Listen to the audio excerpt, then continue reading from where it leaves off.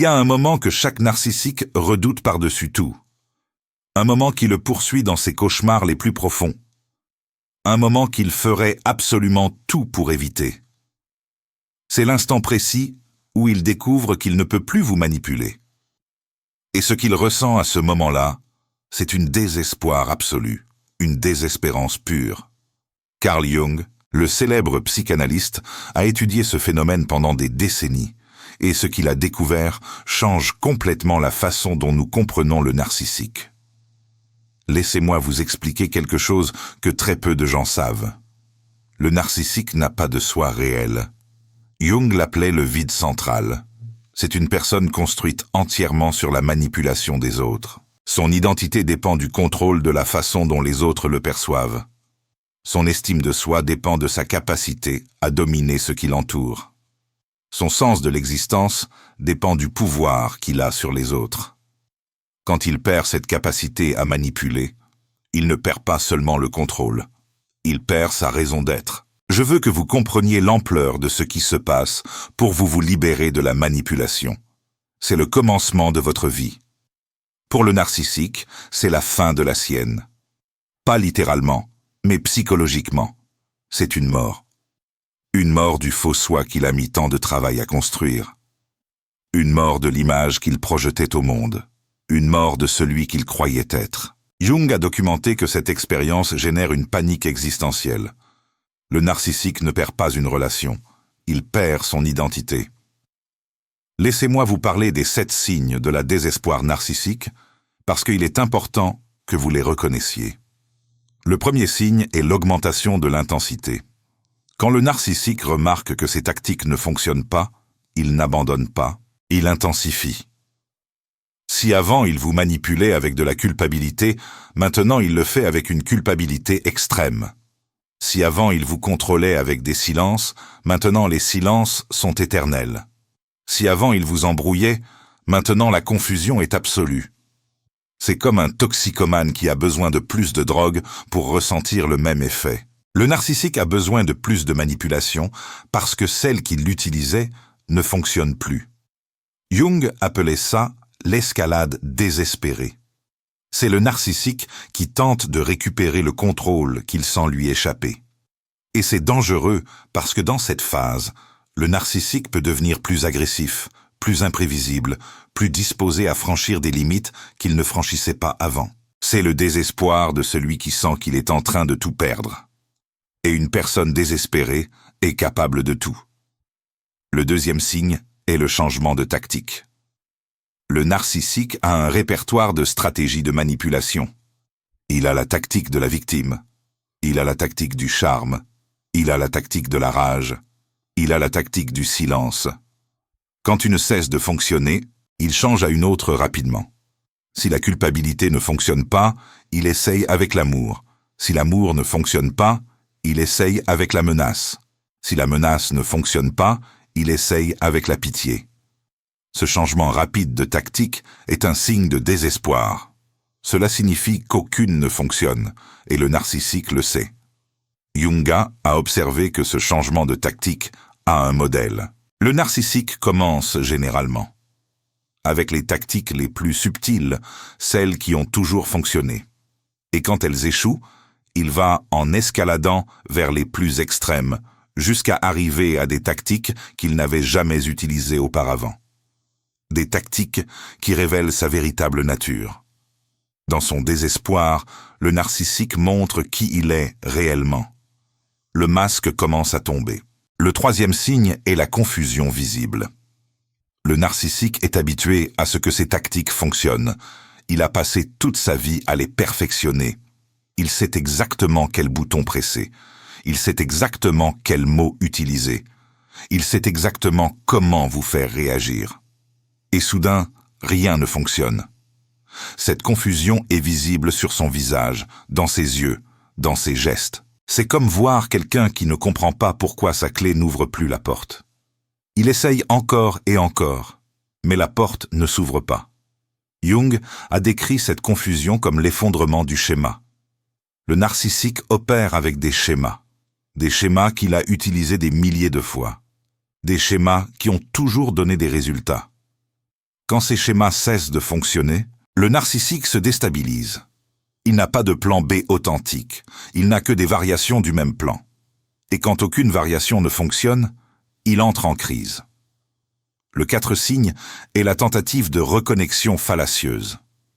Quand le narcissique sent qu'il est en train de vous perdre, il tente de se reconnecter, mais il ne sait pas comment le faire de façon authentique. Alors, il fait une imitation de reconnexion. Soudain, il se souvient de choses qu'il aimait chez vous. Soudain, il veut parler de sentiments. Soudain, il paraît vulnérable, mais c'est de la comédie. C'est le désespoir déguisé en intimité. C'est la tentative de trouver une nouvelle porte d'entrée dans votre esprit. Jung appelait ça le overing désespéré. C'est le narcissique qui tente de vous aspirer de nouveau dans la relation en utilisant tous les moyens qu'il croit pouvoir fonctionner. Nostalgie, promesses, larmes, sexe, menace de se faire du mal, tout ce qui a fonctionné auparavant. Et quand rien ne fonctionne, le désespoir devient visible. Il ne peut plus le cacher. Le 5e signe est la colère disproportionnée. Le narcissique, qui ne peut pas vous manipuler, ressent une frustration immense, une frustration qui se transforme en colère. Une colère qui semble venir de nulle part. Vous explosez pour des choses minuscules, des réactions énormes face à des situations petites. C'est la colère de l'impuissance. La colère de celui qui sent qu'il est en train de perdre le contrôle. La colère de l'enfant qui n'obtient pas ce qu'il veut. Jung a documenté que cette colère a une fonction. Le narcissique espère que la colère vous effraie, qu'elle vous fasse revenir à votre position antérieure, qu'elle vous rappelle à quel point il est dangereux de le contrarier. C'est une tentative de récupérer le contrôle à travers la peur. Et quand vous avez guéri suffisamment, cette colère ne vous contrôle plus, et cela augmente encore plus le désespoir du narcissique. Son ultime arme ne fonctionne pas. Le 6 signe est la perte du masque. Le narcissique investit une énergie énorme à maintenir son masque, l'image qu'il projette au monde, la personne qu'il feint d'être. Mais maintenir ce masque requiert du contrôle, et quand il est désespéré, il n'a pas suffisamment d'énergie pour le maintenir. Vous commencez à voir des fissures, des moments où le narcissique réel apparaît, des moments de cruauté pure, des moments de vide total, des moments où vous voyez que derrière le masque, il n'y a rien. Jung appelait ça la chute de la persona. La persona est le masque social que nous utilisons tous, mais pour le narcissique, la persona est tout ce qu'il a. Il n'y a pas de soi réel derrière. Quand la persona tombe, le vide est exposé, et voir ce vide est terrifiant, mais aussi libérateur, parce que finalement, vous voyez la vérité. Finalement, vous comprenez qu'il n'y a jamais eu de substance derrière le charme. Il y a le semé signe. C'est l'effondrement narcissique. C'est le moment où toutes les tactiques ont échoué, où toute la colère n'a pas fonctionné, où le masque est tombé complètement. Le narcissique entre alors dans ce que Jung appelait un effondrement narcissique. C'est un état de dépression profonde, d'une victimisation extrême, d'une autocompassion démesurée. Soudain, le narcissique est la victime de tout, du monde, de vous, de la vie. Cet effondrement peut sembler authentique. Il peut donner l'impression qu'il ressent enfin quelque chose de réel. Mais Jung nous a avertis que ce n'était pas le cas. C'est une autre forme de manipulation. La manipulation à travers la pitié. Le narcissique espère que son effondrement vous fera revenir, que vous vous sentirez coupable de le voir ainsi, que vous voudrez le sauver. C'est la dernière carte qu'il peut jouer. Et quand cette carte échoue aussi, le désespoir devient absolu. Je veux vous parler de ce qui se passe dans l'esprit du narcissique à ce moment précis parce qu'il est important que vous le compreniez. Le narcissique n'est pas triste parce qu'il vous a perdu vous. Il est terrifié parce qu'il a perdu son approvisionnement. Jung utilisait ce terme, l'approvisionnement narcissique. C'est l'attention, l'énergie, la validation que le narcissique tire des autres. Vous étiez sa source d'approvisionnement et maintenant cette source est harie. Pour le narcissique, se retrouver sans approvisionnement, c'est comme se retrouver sans oxygène. C'est une urgence existentielle. Il ne peut pas vivre sans attention. Il ne peut pas exister sans quelqu'un qui le reflète. Il ne peut pas se sentir réel sans quelqu'un à contrôler. Votre libération et son asphyxie, et cette sensation d'asphyxie, est ce qui cause le désespoir. Jung a observé quelque chose de fascinant chez les narcissiques qui perdaient leur approvisionnement principal. Ils se lançaient dans une recherche frénétique de remplacement immédiatement, parfois même avant de vous perdre. Complètement. Le narcissique ne peut pas rester seul avec son vide. Il a besoin de quelqu'un pour le remplir. Il a besoin de quelqu'un pour le refléter. Il a besoin de quelqu'un à manipuler. Cette recherche frénétique est un autre signe de désespoir.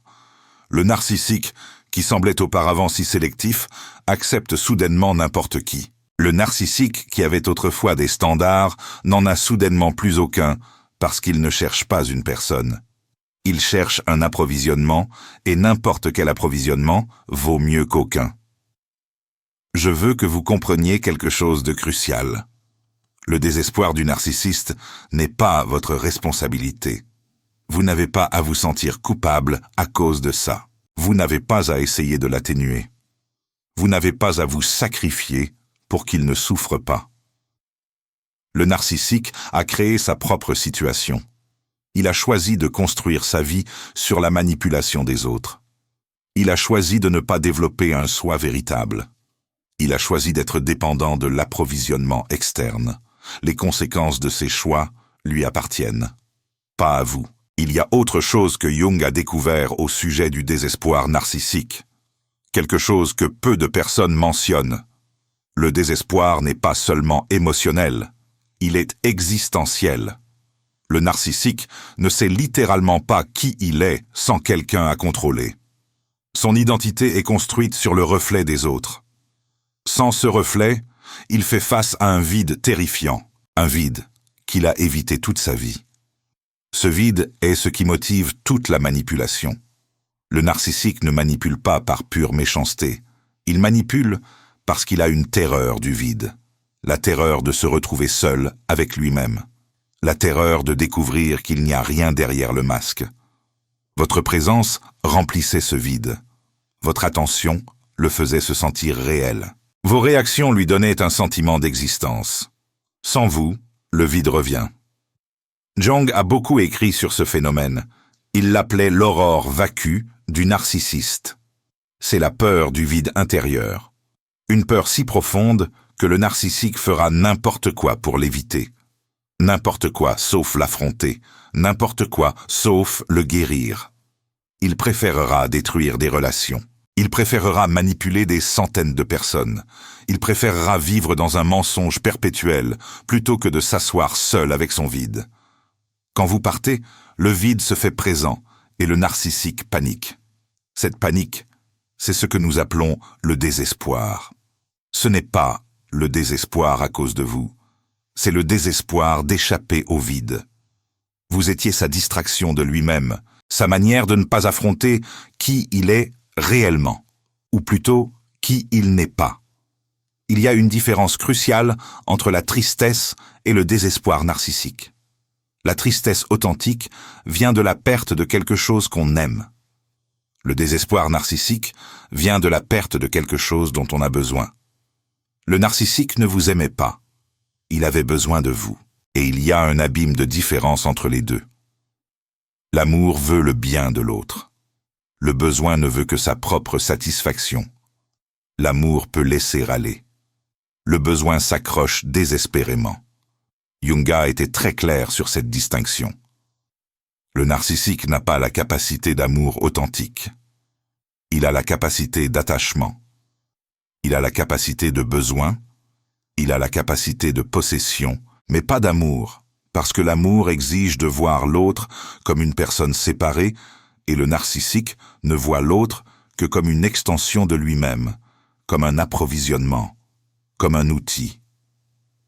Comprendre cette différence est fondamental pour votre guérison, parce que beaucoup d'empathes se sentent coupables d'avoir quitté le narcissique. Ils ont l'impression d'avoir abandonné quelqu'un qui les aimait. Mais c'est une illusion. Le narcissique ne vous a jamais aimé. Il avait seulement besoin de vous, et vous n'avez aucune obligation de satisfaire le besoin de quelqu'un qui vous fait du mal.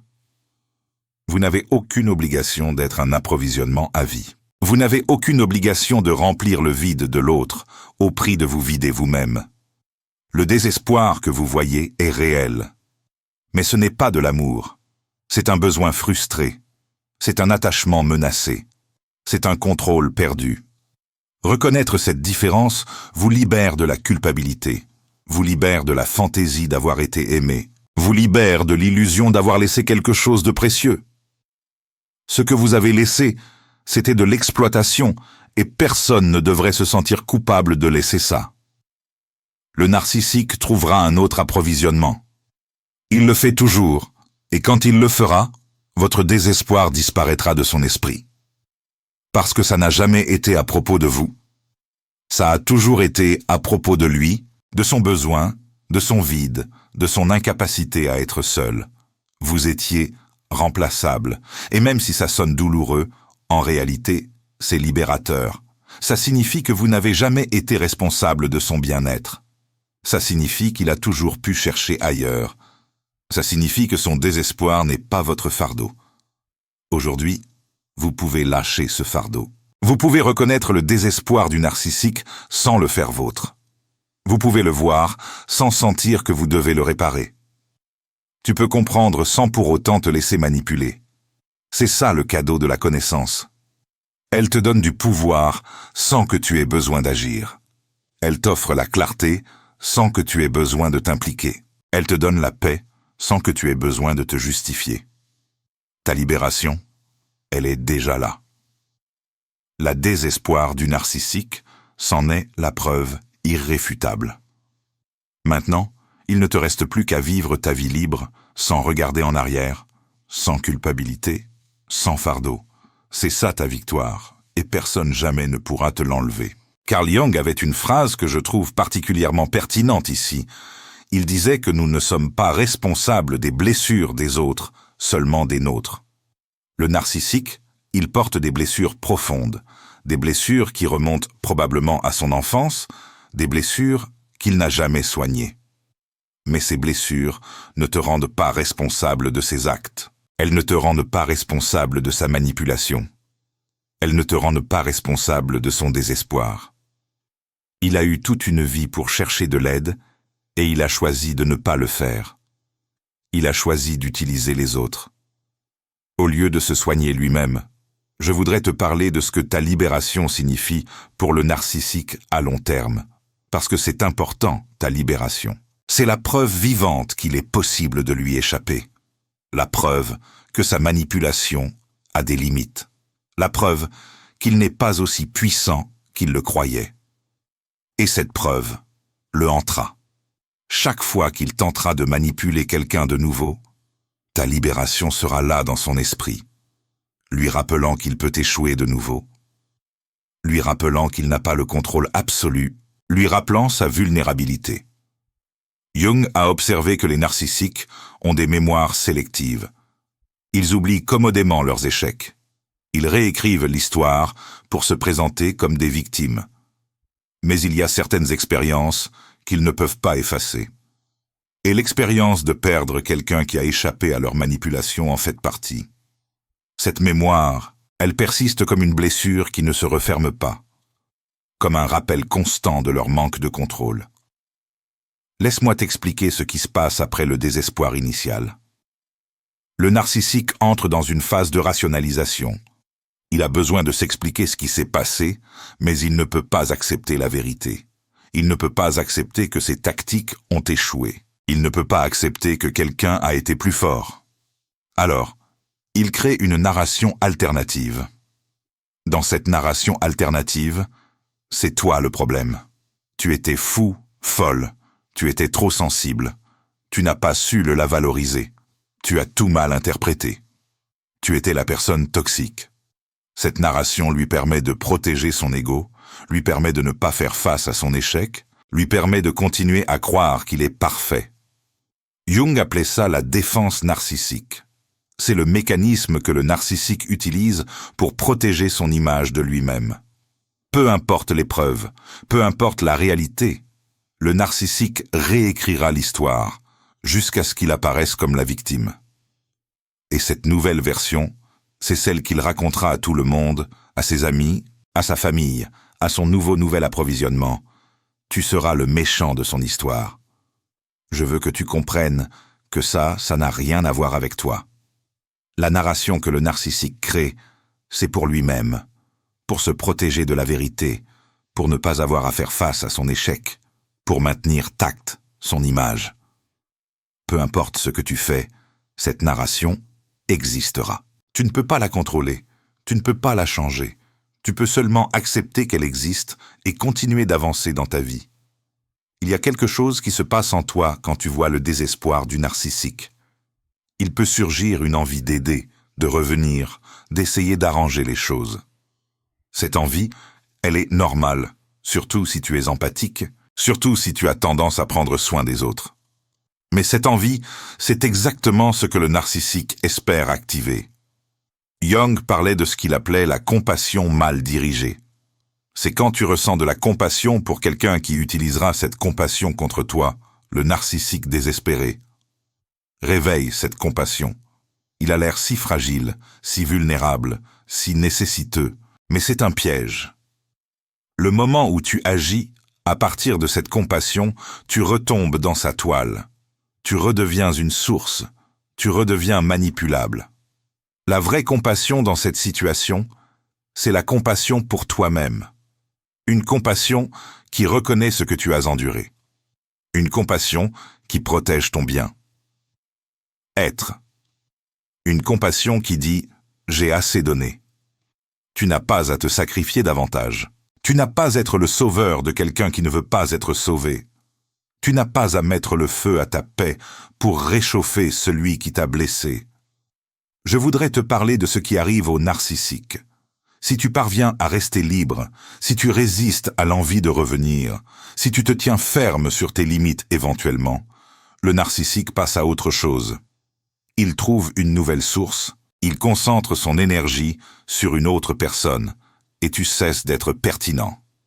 H pour lui, Jung a documenté que les narcissiques ont une capacité limitée d'obsession.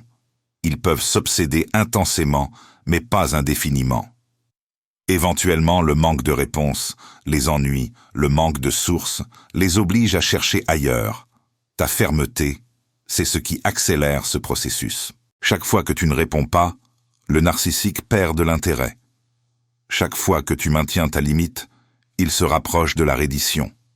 C'est un jeu de résistance, et tu as l'avantage. L'avantage que tu as, c'est que tu n'as pas besoin de lui. Elle, lui, elle a besoin de toi, ou plus précisément, il a besoin de ta source. Mais toi, tu n'as besoin de rien de lui. Elle, ta vie peut continuer parfaitement sans lui. Elle, ton identité ne dépend pas de la contrôler. Ton estime de soi ne dépend pas de la manipuler. Ton existence ne dépend pas d'avoir du pouvoir sur lui. Et elle, c'est ta symétrie, c'est ta plus grande force.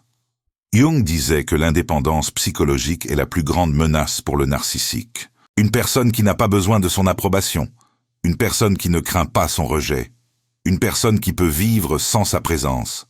Cette personne est immune à la manipulation, et cette immunité, c'est ce qui cause le désespoir.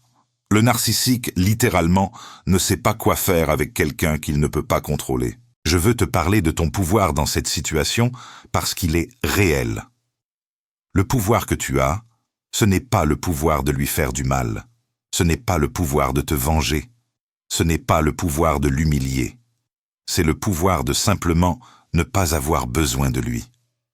Elle, le pouvoir de continuer d'avancer, le pouvoir de construire une vie sans lui. Elle, ce pouvoir silencieux, est dévastateur pour le narcissique. Jung a observé que la meilleure réponse au narcissique, ce n'est pas la confrontation, ce n'est pas l'explication, ce n'est pas la vengeance, c'est l'indifférence. L'indifférence génuine, c'est ce que le narcissique ne peut pas traiter, parce que ça signifie qu'il, elle, n'a plus d'importance, que ses tactiques non seulement ne fonctionnent pas, mais qu'elles ne sont même plus pertinentes, qu'il a passé de centre de ton monde à n'être plus personne. Cette transition, c'est ce qui le détruit de l'intérieur. Il y a quelque chose d'important que je veux clarifier. Quand je parle du désespoir du narcissique, je ne suis pas en train de dire que vous devriez l'apprécier. Je ne suis pas en train de suggérer que vous cherchiez à le voir. Je ne suis pas en train de proposer que vous l'utilisiez pour lui faire du mal. Je suis en train de l'expliquer pour que vous la compreniez, pour que vous reconnaissiez les signaux, pour que vous ne vous laissiez pas piéger par elle, pour qu'il ne vous manipule pas avec ça. Jung avait une perspective très claire sur ça. Comprendre n'est pas la même chose que se délecter. Vous pouvez comprendre le désespoir du narcissique sans ressentir de plaisir. Vous pouvez le reconnaître sans l'alimenter. Vous pouvez l'observer sans y participer. La connaissance est pour votre protection, pas pour votre vengeance. Je veux vous parler de ce que signifie votre libération dans un contexte plus large, parce que c'est plus grand que ce qu'il n'y paraît. Chaque personne qui se libère d'un narcissique est une victoire. Une victoire pour vous. Une victoire pour tous ceux qui viendront après. Une preuve qu'il est possible de s'échapper. Une preuve que la manipulation a des limites. Une preuve que le narcissique n'est pas invincible. Jung croyait profondément à l'effet qu'à l'individuation d'une personne. Quand vous guérissez, vous inspirez les autres à guérir. Quand vous vous libérez, vous montrez que la libération est possible. Quand vous établissez des limites, vous donnez la permission aux autres de faire de même. Votre histoire de libération est plus importante que vous ne le croyez. C'est un phare pour ceux qui sont encore piégés. Si cette vidéo vous aidait à comprendre le désespoir que ressent celui qui tente de vous manipuler, je veux vous demander quelque chose. Il y a une bouton de super tank juste ici en bas. Chaque fois que quelqu'un l'utilise, il dit quelque chose d'important. Il dit que comprendre le narcissique est valable. Il dit que la connaissance protège. Il dit que ce message a besoin d'atteindre plus de personnes. Ce n'est pas seulement une donation. C'est un acte de soutien à tous ceux qui sont encore en train d'être manipulés. Si vous pouvez le faire, merci du fond du cœur. Et si vous ne pouvez pas, votre présence ici signifie déjà beaucoup. Avant de partir, je veux que vous fassiez quelque chose. Pensez à quelqu'un qui est en train d'être manipulé maintenant, quelqu'un qui croit encore que les tactiques du narcissique fonctionnent sur elle, quelqu'un qui ne voit pas le désespoir derrière la manipulation, quelqu'un qui a besoin de savoir qu'il y a une issue, parce que parfois la seule chose dont on a besoin est de comprendre que le manipulateur est le désespéré. Pas vous. Si vous avez déjà vu le désespoir d'un narcissique quand il a perdu le contrôle sur vous, commentez en bas. Racontez quels signaux vous avez remarqués. Racontez comment son comportement a changé. Racontez comment vous vous êtes senti en voyant que ces tactiques ne fonctionnaient plus. Votre histoire peut être exactement ce que quelqu'un a besoin de lire aujourd'hui. Et si vous êtes encore en processus de libération, commentez aussi. Racontez dans quelle phase vous êtes. Racontez quelle tactique le narcissique est en train d'utiliser. Parce qu'il y a des centaines de personnes qui lisent ces commentaires qui sont exactement là où vous êtes. Et parfois savoir que vous n'êtes pas le seul, ça change tout. Le désespoir d'un narcissique, quand il ne peut plus vous manipuler, est réel. C'est intense, c'est visible, pour qui sait voir, et c'est la preuve que vous avez gagné. Pas gagné une compétition, gagner votre liberté, gagner votre identité en retour, gagner le droit de vivre sans être contrôlé. Cette victoire est la vôtre, et personne ne peut vous l'enlever. Carl Jung a dédié sa vie à comprendre comment les personnes se libèrent de ceux qui les contrôlent. Et il a découvert que la libération génère toujours du désespoir chez le contrôleur, parce que le contrôleur dépend du contrôle. Sans ça, il ne sait pas qui il est. Sans ça, il n'a pas de but. Sans ça, il affronte le vide qu'il a toujours évité. Votre libération est sa crise, et sa crise est la preuve de votre liberté. À la prochaine vidéo. Rappelez-vous, le désespoir du narcissique n'est pas votre responsabilité. Vous n'avez pas à l'alléger. Vous n'avez pas à vous sentir coupable. Vous n'avez pas à revenir pour le réparer. Vous avez juste à continuer construire votre vie, protéger votre paix et laissez le narcissique affronter les conséquences de ses propres choix. C'est ça votre victoire, et cette victoire est permanente.